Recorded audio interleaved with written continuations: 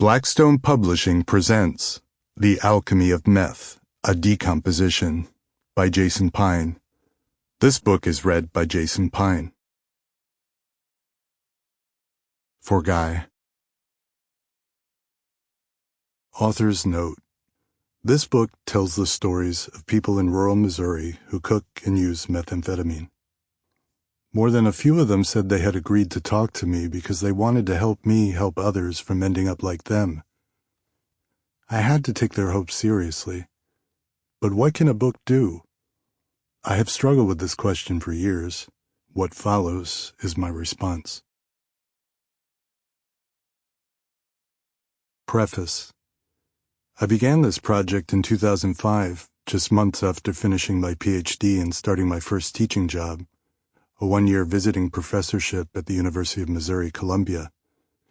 The pay was low, the teaching load high, and I already had the enormous task of turning my dissertation, a decade of research on an entirely different subject, musicians who work in the margins of organized crime in Naples, into a book. Additionally, coming from the East Coast, I found myself alone in a part of the United States that was foreign to me. Whenever things got rough, I reminded myself that the job would come to an end, but I was worried that the tight job market might not offer me another opportunity to pursue my vocation.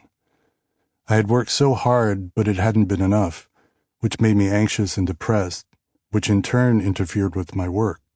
So I worked harder still. This cycle might be familiar to some readers.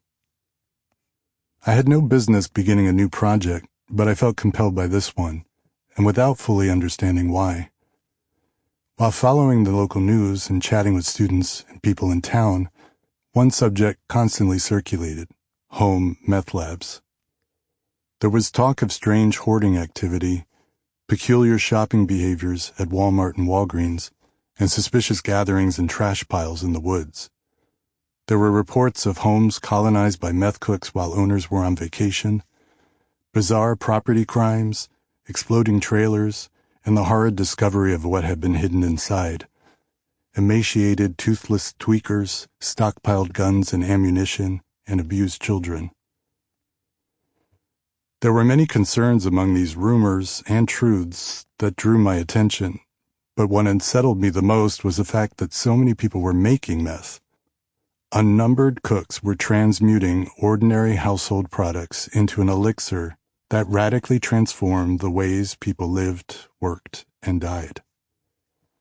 When I mentioned my project in class, a graduate student approached me. His mother, Sample complete. Ready to continue?